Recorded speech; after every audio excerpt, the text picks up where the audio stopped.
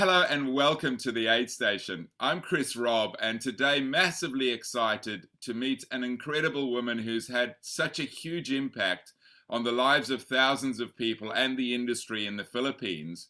But today we travel to Vancouver to meet Jaymie Pizarro, who's the founder of the Bull Runner Dream Marathon. Hi Jaymie, how are you? Hi, Chris. I'm good. Thanks for having me here. You're wonderful to catch Excited. up. You've just got such an incredible story, and I'm dying to share it with our viewers. Why don't we start by hearing a little bit of your background, please? Okay, so my background, I guess, starts with me being a stay-at-home mom. I was a sedentary young mom who just really wanted to lose weight. And then I hopped on the treadmill, fell in love with running, and pretty much that's how my whole story began. Um, as soon as I started running, maybe I think 6 months after, I created a blog called thebullrunner.com. From there, it picked up and became an award winning blog. At the time, there was not really much blogs in the Philippines or in Asia at the time on running. And then 2009, I created the Bull Runner magazine. 2010, I created the Bull Runner Dream Marathon. My background was really in marketing and also in graphic design. And so when I fell in love with running, pretty much my background in marketing and graphic design helped me to spread the word even more to other people who I just wanted to reach because I loved running so much that I just wanted to talk about running all day every day to anyone who would listen. And my friends and family got tired of it. So I guess I had to create a magazine, a blog, and a race. During that time, all throughout creating the event and the magazine and the blog, I also ran, as you said, the World Marathon Majors. I was lucky enough to do that. And then midway through all that, I went back into the corporate world as a marketing manager managing the wellness program of Sun Life of Canada. And shortly after that, I wanted to chase after another dream, which was to study again, to take up my master's in digital media here in Vancouver. I also became a single mom. So my kids came along with me here, and that's where we are now. Wow, what an amazing story. Tell us about your run because it's really special and quite unique from I mean I haven't come across anything like it where it's only open to first time marathoners and you give this platform for this opportunity for people to run their first marathon. Talk a little bit about that and the name, why the bull run and the bull runner. Yeah. Okay. I created the bullrunner.com. So that's the blog because I wanted to share my passion for running. The name came about because it was my 30th birthday. The exact day I was in my dining table and I just thought I read so many running blogs from abroad and there's none here in the country. And I should create one as a resource for running. And so I thought of the name. First thing that came to mind was I'm a Taurus. It was my birthday. I'm bullheaded. At the time, I was injured, and my dad was already telling me to quit running because my knees would soon give way. I wouldn't listen, just like most endurance athletes. I just created the name, bought the domain, created the logo all in like 1 hour, published everything up online. Never thought anything would really come out of it. And then things picked up. I think within 6 months, whenever I'd run races, people knew me as the bull runner already. People almost forgot my real name. They'd call me by the name Bull Runner. And so after that, I just felt with the influence that I had over the community, I felt like I had the privilege of sharing my passion for running with others, just to transform lives the same way that my life was changed positively because of running. And I met my co-founder at the time, Jim Lafferty, who was the GM of P&G, who shared the same passion. And together we created the Bull Runner Dream Marathon way back in 2010. We first thought that it was going to be forever just a small race for like 300 to 400 runners. Our goal was to give beginner marathoners, meaning people who were maybe never ran a day in their lives, or maybe they've been running 21Ks regularly, but never really went for a 42K. We wanted them to have the best experience running a full marathon. And it's different because, number one, it's not just a single day event. We we kick it off with uh, a program that we give you.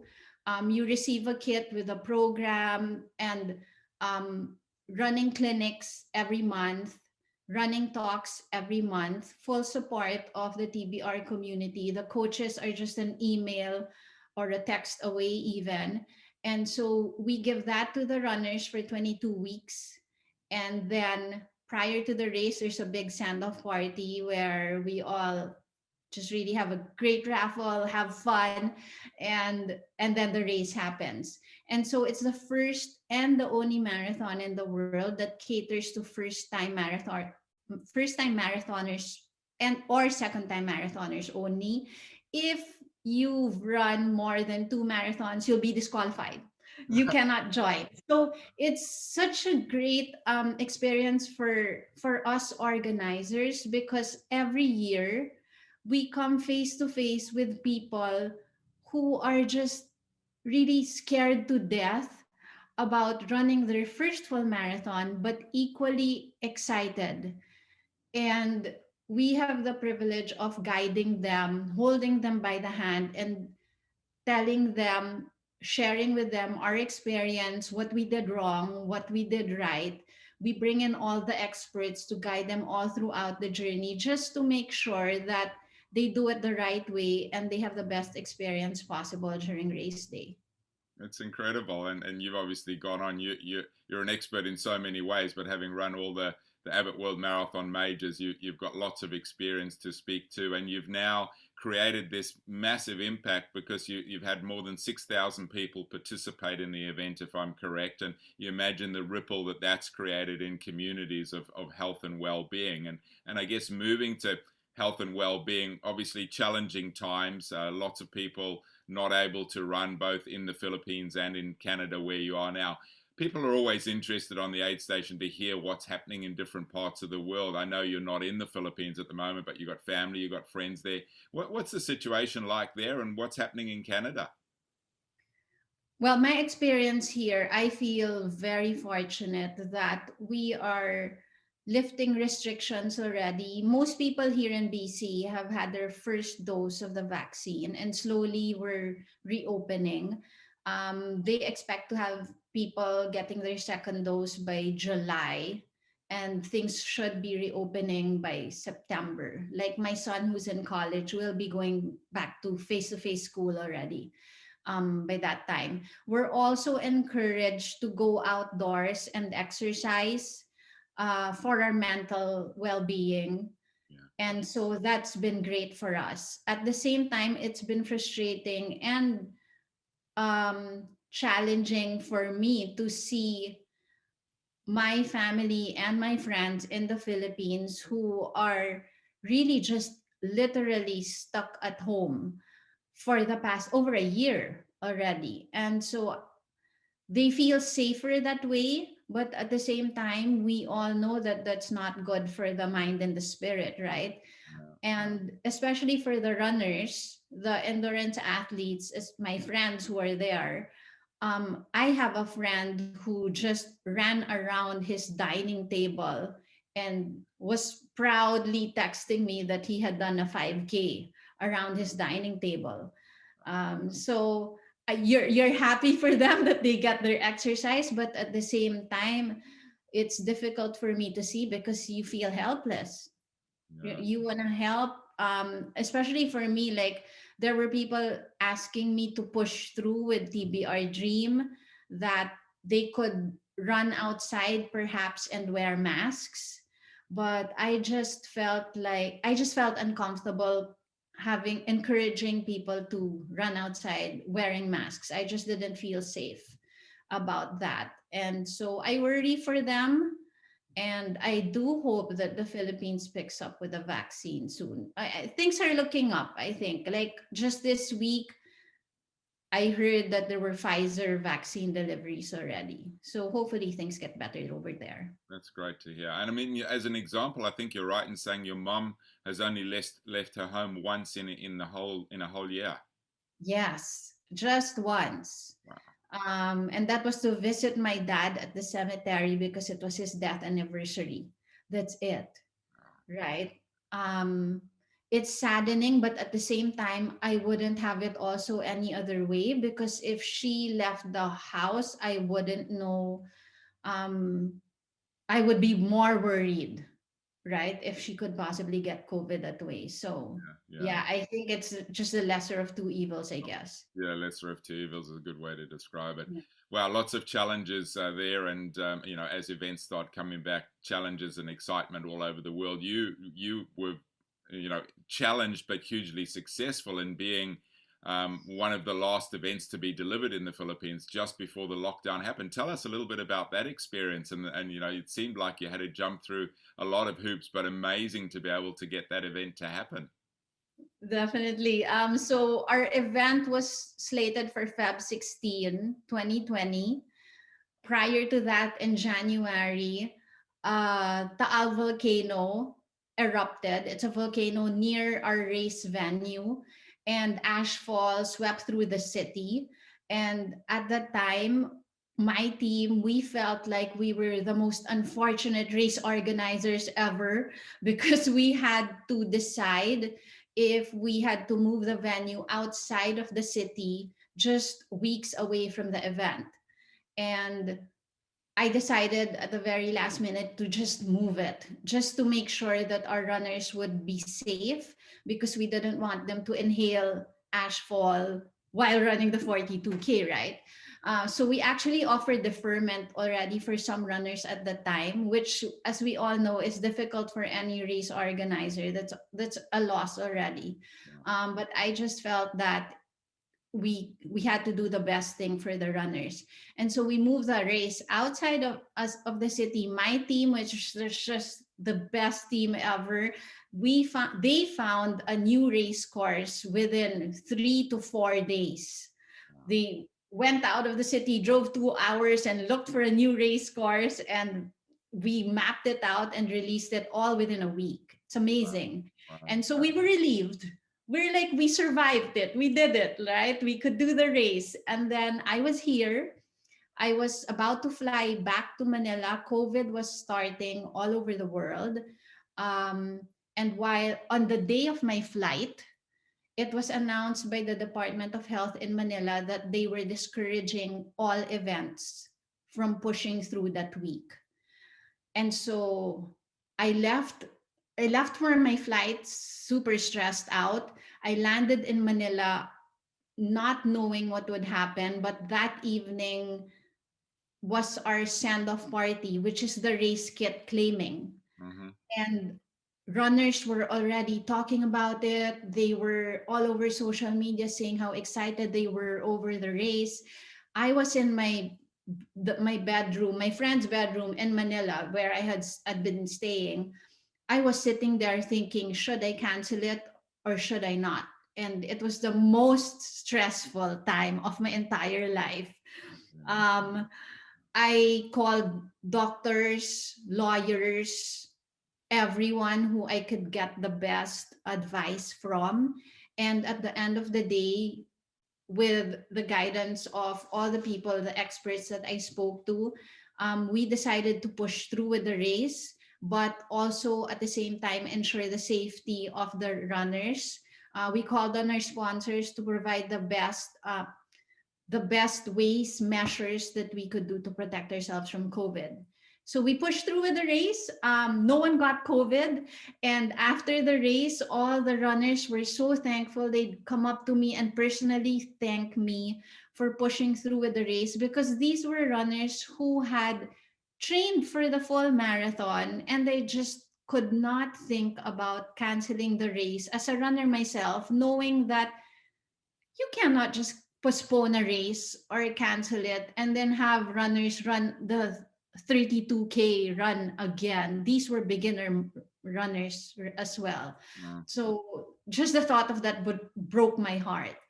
And so in the finish line, yeah, runners were hugging and saying that they were survivors of a volcano eruption and of COVID, and they were marathoners as well. So it was a great way to experience the race. And yes, like I told you, we were the only fall marathon that was held in the country, because when I left Manila, everything shut down already shortly after that.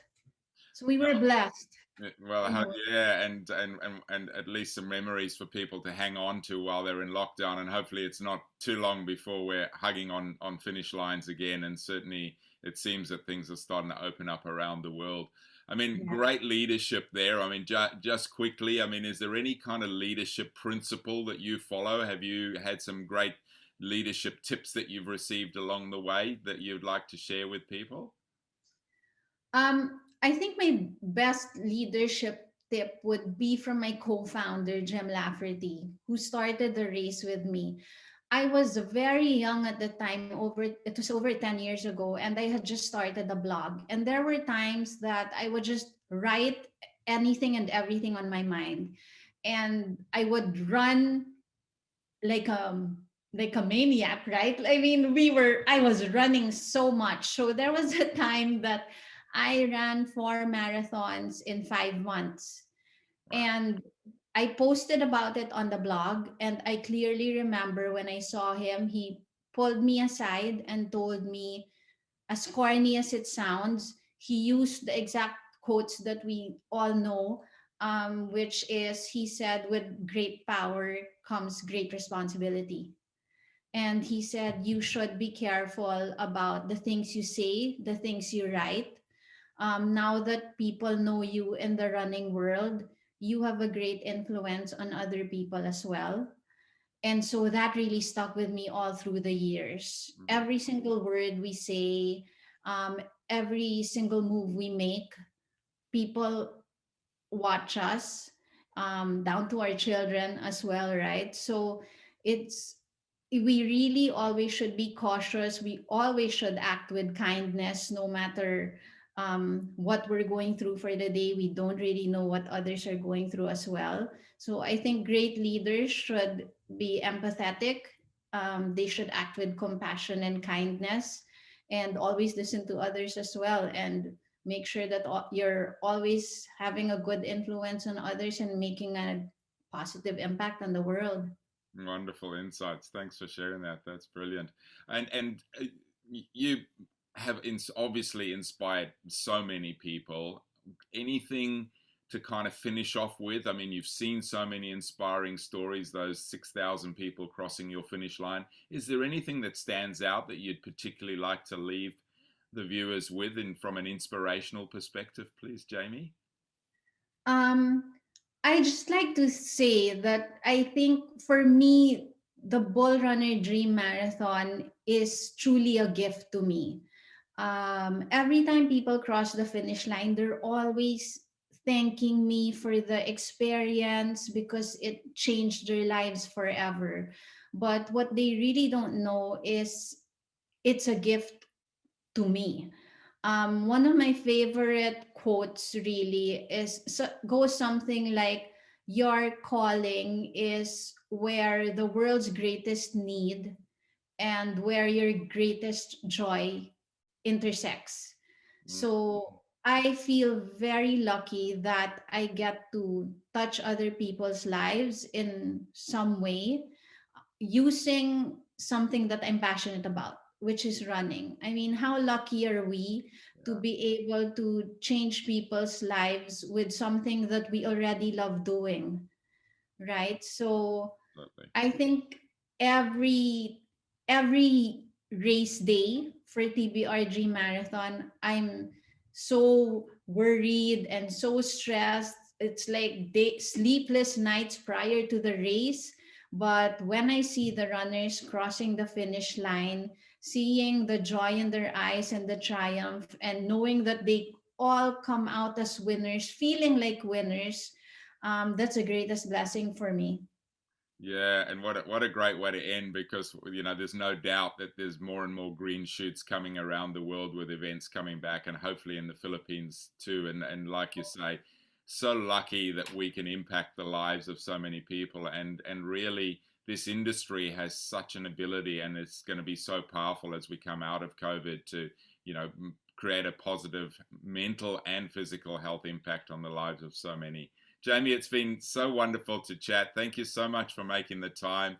I hope it's not long before you spoke before that you're looking to get on a plane to go and run a marathon soon. Hopefully that eventuates for you soon, and hopefully you're back in the Philippines very soon, reconnecting with your family. Thanks so much for your time. Thank you. Bye. Bye.